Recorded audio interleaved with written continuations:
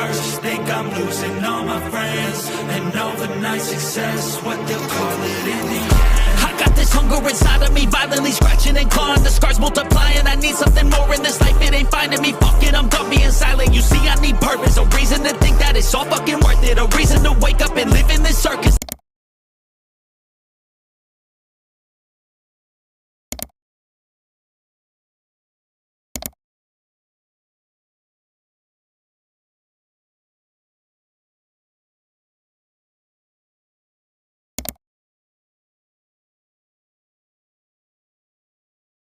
So ayun mga besto, nandito tayo ngayon sa may new store Pulilan. Pero makikita nyo to sa branch ng Skygo Baliwag. Pero marami ng buyer nito at marami na talagang kukuha, no?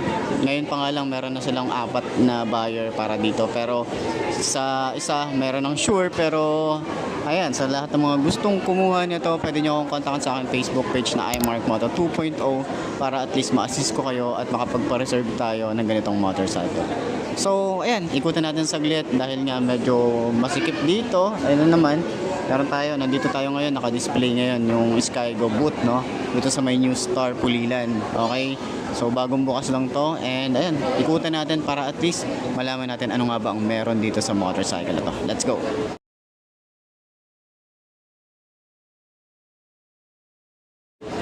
So, ayan, kita nyo naman. Kita nyo to? Napakaganda ng itsura ng kanyang headlight. Meron tayong LED. Okay, may daytime running light din tayo rito. Tapos glossy finish, napakaganda ng paint job na ito. So yung signal light niya, ito yung signal light niya, bulb type. Meron din dito sa side na to. So ganyan ang itsura niya. Ang ganda ng handlebar. Napakataas ng handlebar, parang Harley Davidson yung kanyang datingan. So telescopic fork din tayo rito, matte finish. Ganda rin yung kanyang fender, mahaba.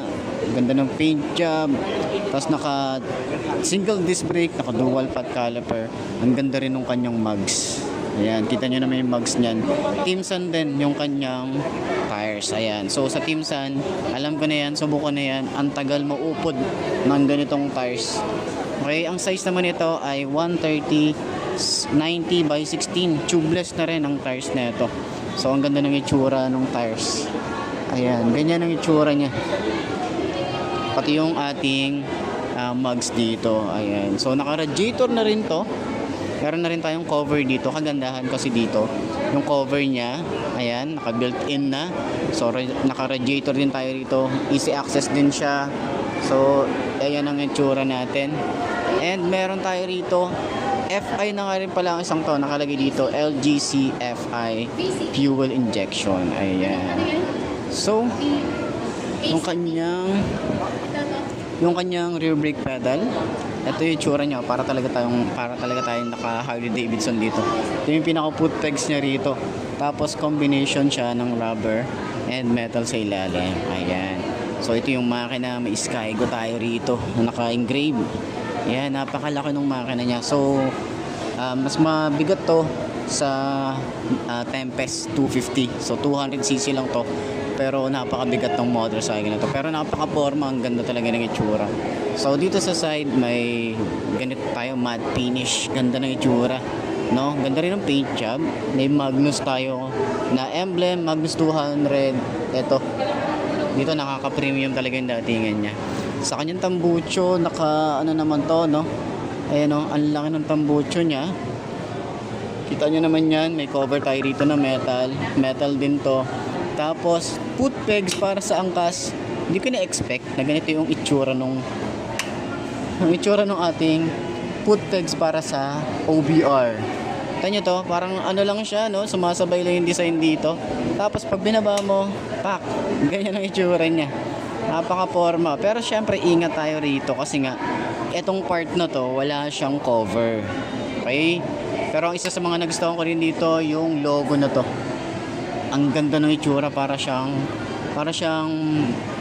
Autobots. Okay, yung itsura or yung design. Yan. So sa tambucho, ito yung itsura natin. Ganyan. Kita nyo naman yan, meron din tayong cover dito. Ganda ng itsura, oh. Tapos meron tayong dual shock, okay, adjustable swing arm naman, napakaganda rin. Naka drum brake tayo rito sa likod.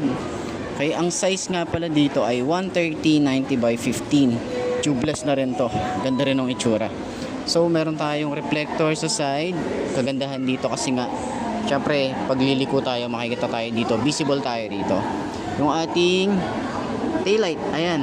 LED, may plate light, signal light natin dito. Naka bullet type tayo rito. Tapos yung kanyang bracket para sa kanyang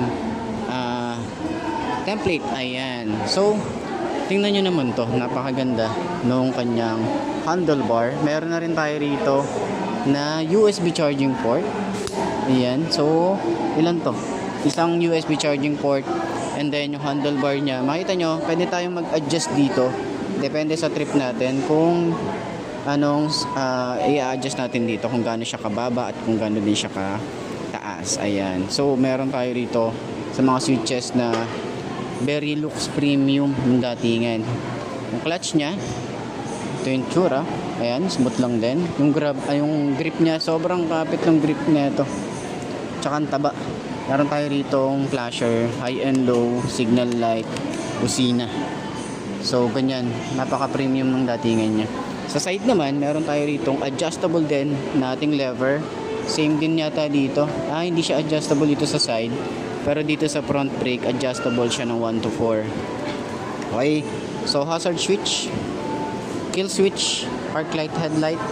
Ayan. Yung throttle natin dito, sobrang babaw din. And kagandahan. Yung gas tank nga pala natin, nandito sa side. Ito, oh. Tapos yung digital panel natin dito, meron tayong digital and analog din pala. So, RPM and then dito yung speedometer niya.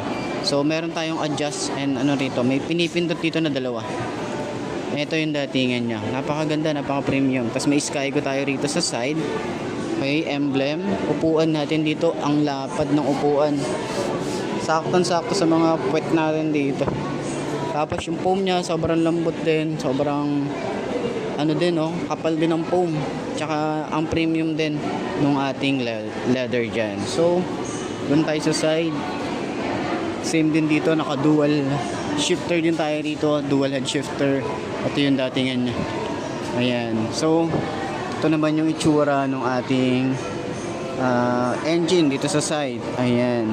So, ang ganda nung pala, ito talaga yung yung Magnus. Ayan. Yung kanyang logo, NBF na nakalagay dito. So, siguro sila yung supplier na ito. Ayan. So, meron din tayo ritong chain cover, yung ating sprocket, napakalaki din ng sprocket natin dito. So, ganyan ang itsura niya. Okay, dun sa lahat ng mga gustong kumuha ng ganitong motorcycle, pwede nyo akong kontakin sa aking Facebook page para at least ma-assist ko kayo sa motorcycle na to. Okay, so puntahan nyo nga pala yung booth na ito. Available sila rito ng 1 week dito sa may New Star.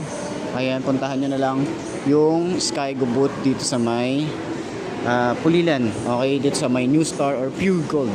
Okay, doon yung makikita yung mga available unit dito. Okay. Get a job, get a life, go do something. It's 5 a.m. Ain't nobody see the work that I'm putting in. Something deep inside a thirst. I can feel it in my skin. Look around me, it's a curse. Think I'm losing all my friends. And overnight success, what they'll call it